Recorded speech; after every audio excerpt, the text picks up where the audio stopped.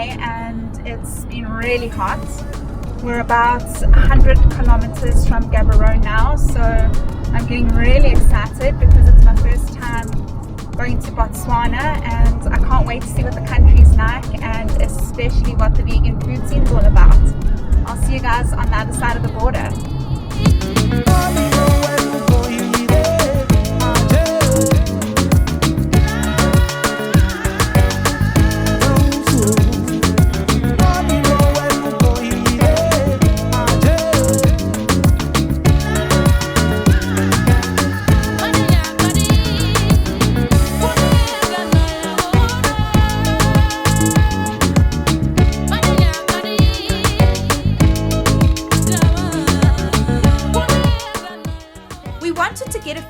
What traditional crafts in Botswana are all about.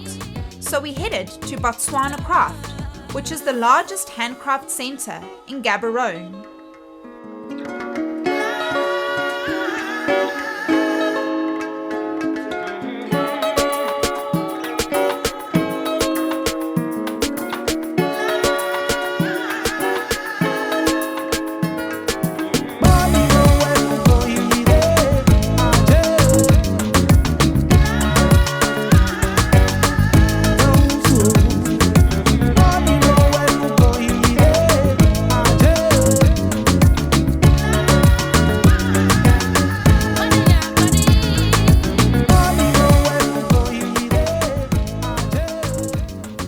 I'm here at Botswana Craft where I've just learnt about the wonderful process of weaving these baskets.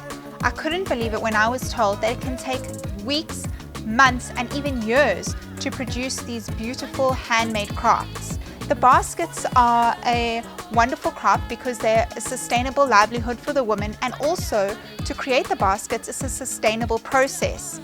From palm trees, when they are just young baby saplings, one shoot, if there are 3, is taken so that the plant can continue to grow and the women are able to create these beautiful baskets. They use natural dyes like barks and roots to dye the baskets, or should I rather say the leaves that they're using to create the different tones to make the wonderful intricate patterns that you can see here in the baskets.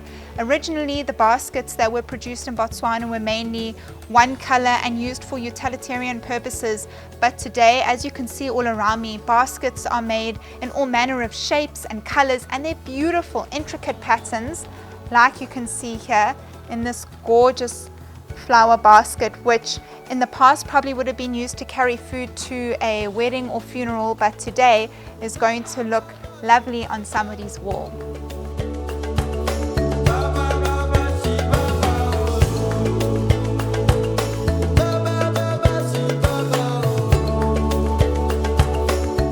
After picking out a basket or 2 to take home, I made my way to the restaurant where they serve traditional Setswanan food, and was absolutely blown away by the rich and earthy flavors.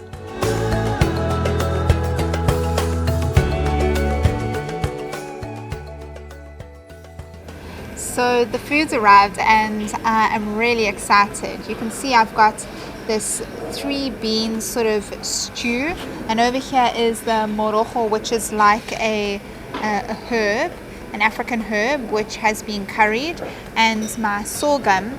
And then of course I couldn't help myself, I had to get something else off the menu. So I went for this steamed dumpling and this delicious looking and smelling tomato and onion chutney. So together I think this is what you call a Setswanan feast. Oh, you can see the leaves in there.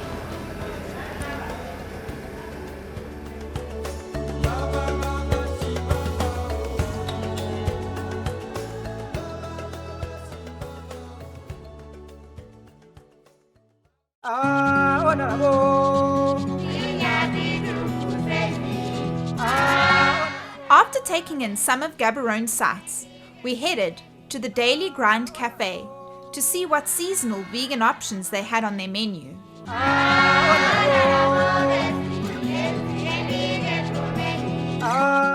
I'm I'm here at the Daily Grind in Gaborone, which is a breakfast and lunch cafe, and they have so many vegetarian and vegan items on the menu. And what's really cool is anything that's vegetarian on this menu can also be made vegan.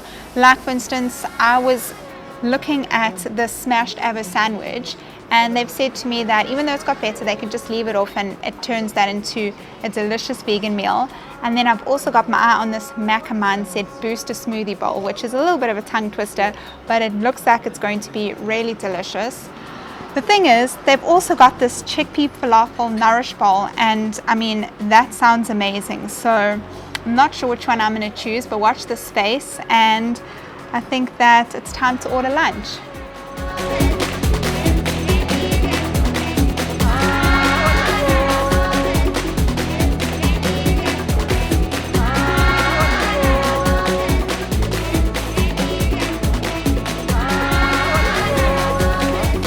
Oh wow, oh, that's beautiful.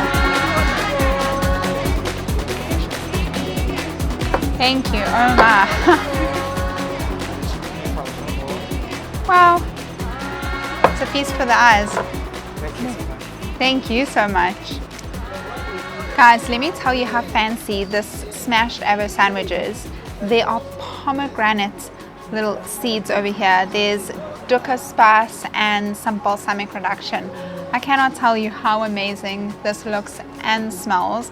I cannot wait to tuck in. I'm so glad I only got half a sandwich, because can you imagine if this was a full portion, especially with all the other food that I have here to taste. I'm going to go for this little corner bit, and ooh, the toast is nice and crispy.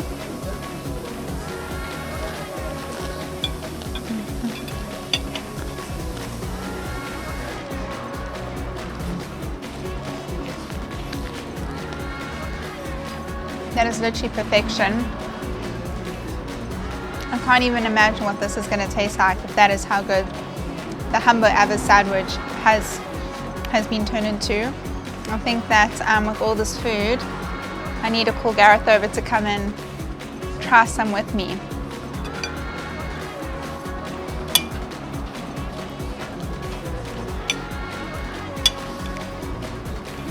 Cherry tomato.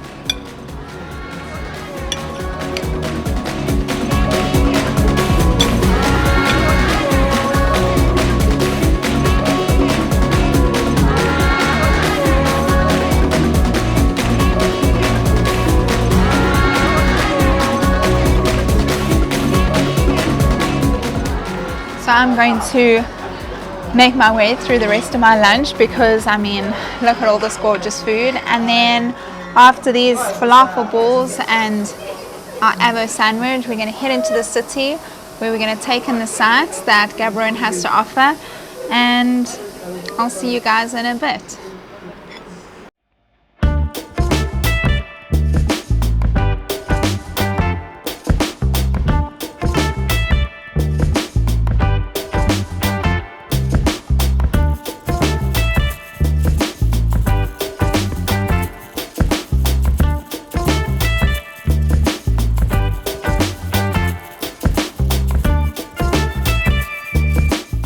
Gaborone was great, but Maun was calling my name, so we made the nearly 900-kilometer trek up north to position ourselves near the Moreni Game Reserve. We stayed at Crocodile Camp, which is perfectly situated on the enchanting Thamalakane River.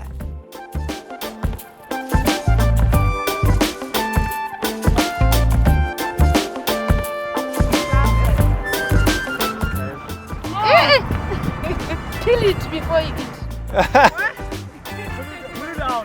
You gotta peel it. Yeah, you have to peel it. Why? You eat it like this. Oh, you see. Oh, well, you're an expert. That's not there. Well, it tasted fine anyway. Oh, it's like a chickpea.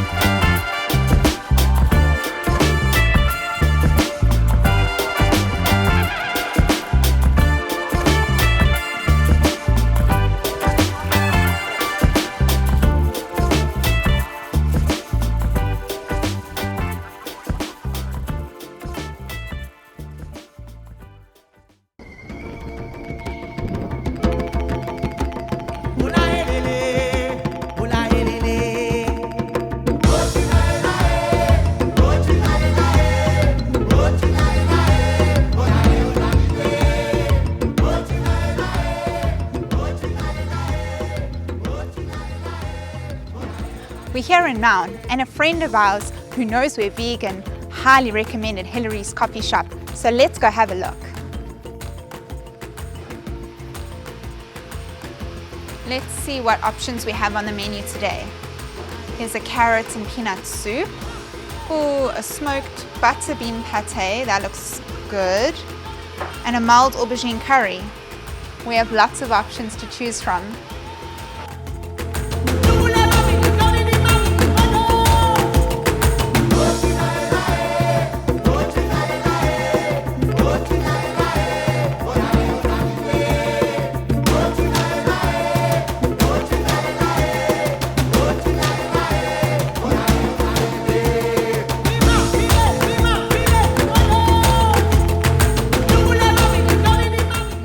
Myself, I went with the curried carrot and peanut soup, which really is smelling so good. And then, because I couldn't not, I also got the curried aubergine for Gareth, but I'm gonna have a little sneaky bite of that to see what it tastes like. Okay, let's give this carrot soup a try. That's really good. It actually doesn't taste like carrot at all, but the peanut flavor really comes through. Now, let's sample this curried aubergine. I think aubergine is one of my favorite vegetables, so I'm really excited about this.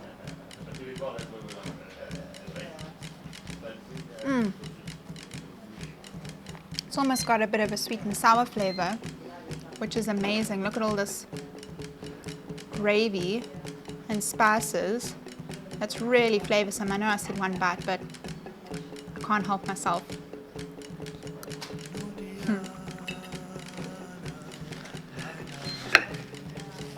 I think if you come to Maun, Hillary's coffee shop has got to be on your list of places to go.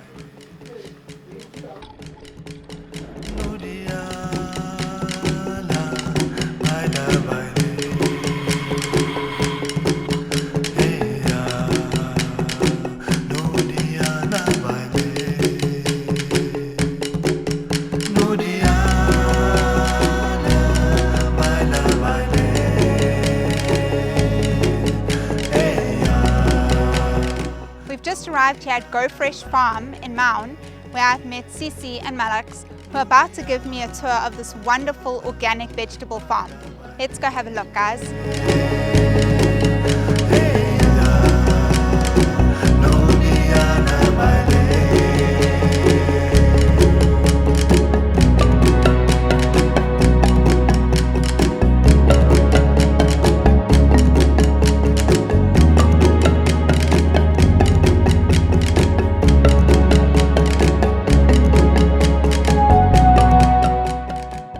Tell me what is happening over here.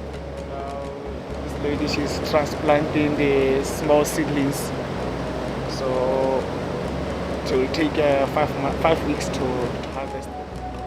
So the seedlings she's putting in, yes, they've got another 5 weeks on the water. Yes. When you harvest them, do you pull them out or do you cut them? How do you get the lettuce out the? We just pull with the roots. So the whole plant comes out? Yes. And that's how it goes to market? Yes. Okay, that's cool.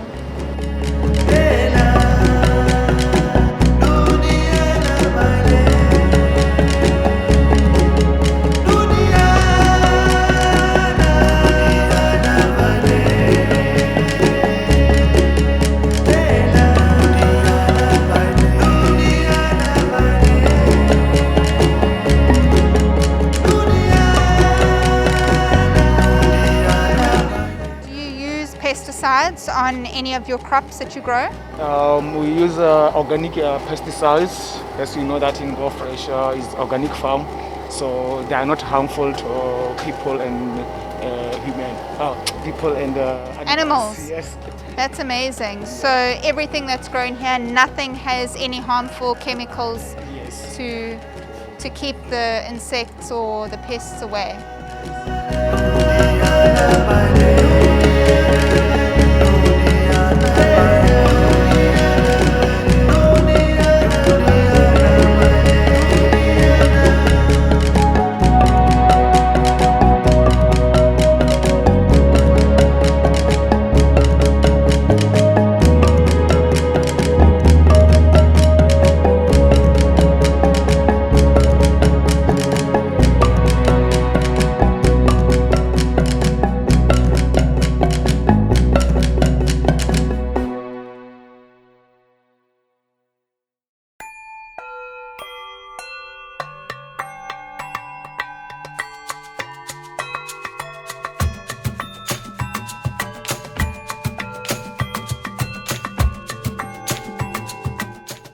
As a highlight of our Botswana stay, we got to head off on a once-in-a-lifetime adventure into the Okavango Delta, brought to life by ethical tourism operator Kalahari Breeze Safaris.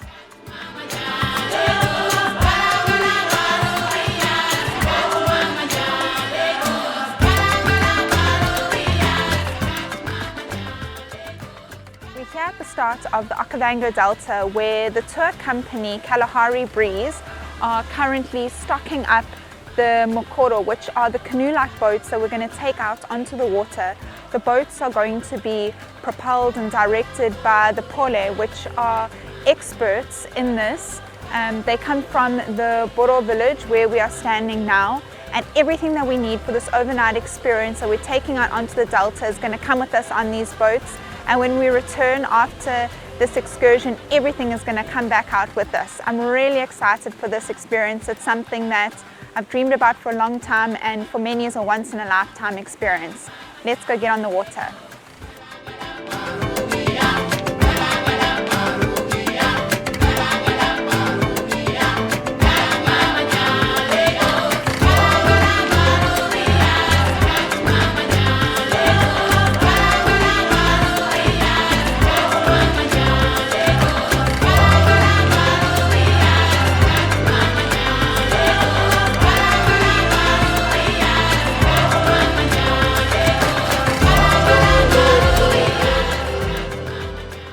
Traveling up the Delta with Isaac, and the mokoro is so quiet that we've already had 2 animal encounters.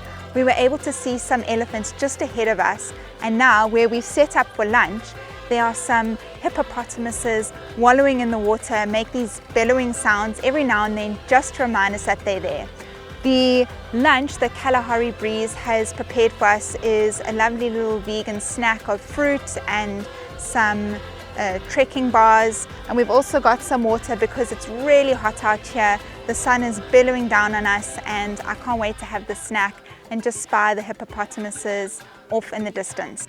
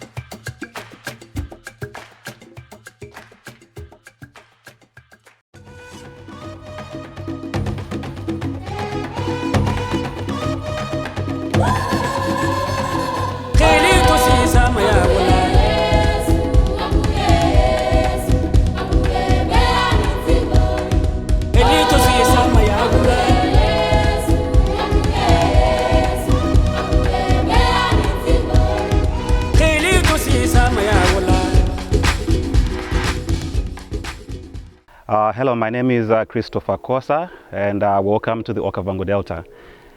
It's my pleasure to host you today in the Okovango Delta with Kalahari Breeze Safaris. Our core business is basically what we refer to as wild camping safaris. And our wild camping safaris is when we take you out from town in your lovely, comfortable accommodations, and we bring you out here in the wilderness, and the still very much pristine wilderness of Botswana. And then we do a mobile camp setup for you. We try to leave as small a digital footprint as possible. And when we do come in, we prefer to leave the places as natural as we have found them. So we are very eco-aware and are trying to promote a green tourism business.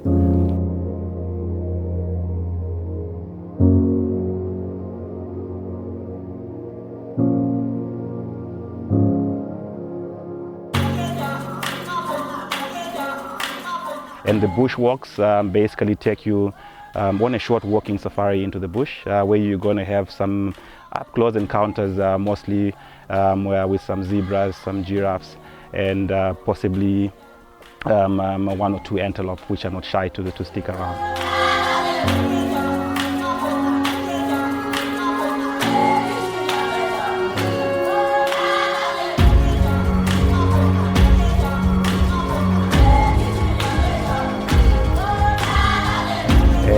Then when you come back to camp, you have the option to get a nice bush shower ready for you. And our bush showers are quite literally the most refreshing thing you would have had if you've spent 3-4 hours out in the bush.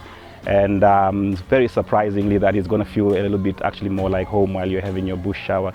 And after that refreshment, you can relax, and then we get to the business of sitting around the table, having a beer, a glass of wine. We do respect the dietary requirements, and we do plan ahead before we go out on tour.